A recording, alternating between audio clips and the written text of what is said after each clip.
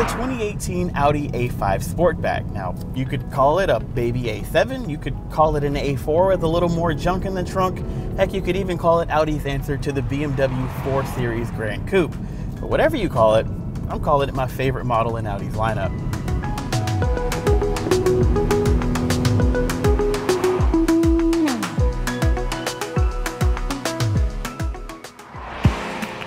So let's start with performance. The A5 Sportback is powered by a 2-liter turbocharged engine that makes 252 horsepower and 273 pound-feet of torque.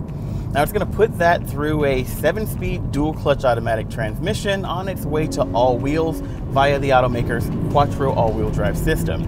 Now that's the only powertrain available to A5 Sportback drivers, and fortunately, it's a good one.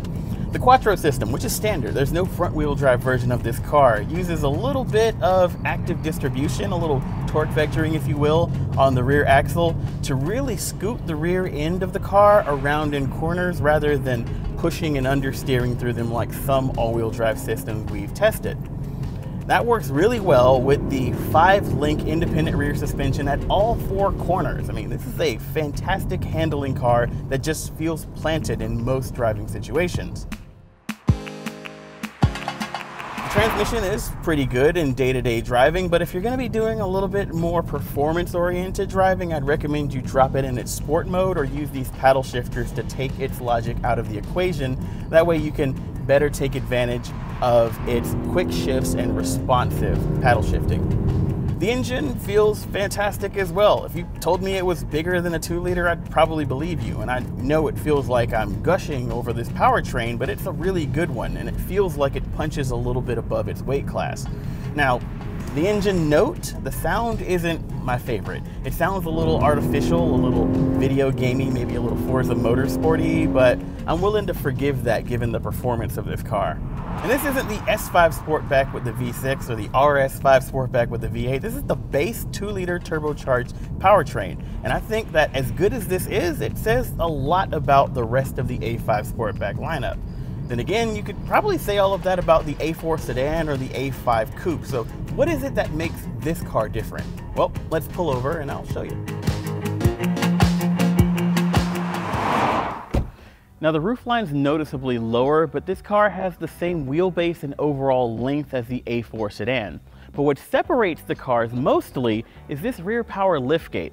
Now as you can see, there's a bit more space back here for cargo, but this is a significantly larger aperture than you'd get with a sedan, which makes it easier to load bulkier items. Especially if you put the rear seats down and remove this divider, you can make a pretty serious Costco or IKEA run here, maybe even toss a bike back there. Now there are trade-offs to this body style. The lower roof means that you lose about 1.5 inches of headroom on the second row, which is important if you like to ferry around taller passengers. Also, the overall package is around 100 pounds heavier. Not a whole lot, but it bears mentioning. However, I feel like this is an excellent compromise between the spaciousness of a sedan, the slick roofline of a coupe, and the flexibility of a hatchback. And since we're not going to get the wagon here in the States, that kind of by default makes this my favorite of the A4, A5 platform. Let's hit the road again.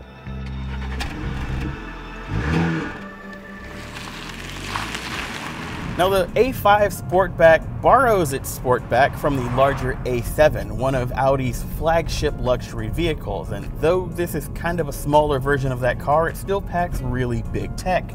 On the driver aid front, for example, we have available driver aid features like lane keeping assisted steering or adaptive cruise control that works in stop and go traffic. None of that's equipped on this particular model, but even the base level of driver aid technology is pretty good. We've got proximity sensors all around, a rear view camera when reversing, and we've even got Audi's pre-sense pre-collision system up front. Even at the base level, this is a pretty good loadout. And we haven't even talked about the MMI technology in the dashboard or the virtual cockpit here in front of me. This is some of the best driver aid technology in the industry, in my opinion. And I've gone into detail in a separate video that you should definitely check out to see all of those cool features. Now overall, I feel like this vehicle starts with a solid platform of technology and performance, and then it adds in the A5 Coupe's really muscular good looks and the A4 sedan's very comfortable cabin. And it also brings a little something special to the table with its Sportback. It's a unique vehicle, and I think it's kind of in the Goldilocks point in the A4, A5 lineup. Then again, you could probably say all of those things about the BMW 4 Series Grand Coupe relative to the 3 Series and 4 Series sedan and coupe respectively. However, the Audi has one more ace up its sleeve, and that's the price. Okay, so let's price this A7 Junior. The 2018 Audi A5 Sportback starts at $42,600. Now, as we have it equipped here at Premium Plus with some options I'd recommend, like the tech package, we're at the sweet spot in the lineup at around 50 grand. That's like 3 grand more than a similarly equipped Audi A4 sedan, but the Sportback gives you a little bit more utility with the liftback, and I think that it's worth the cost trade-off. Consider also that it's a couple $1,000s less expensive than the BMW 4 Series Grand Coupe, which it competes directly with. And by the way, I really love that car as well, but given the choice between the two of them, with the look here, the tech here, and quattro all-wheel drive, I'm gonna have to give the edge to the Audi. Now, before you jump down in the comments, let me just say I know there is an all-road version, but I don't consider that a wagon. It's kind of more of an SUV. But let us know down in the comments below what your favorite version of the A4 or A5 chassis is, and while you're down there, give us a subscription for even more cool car tech videos.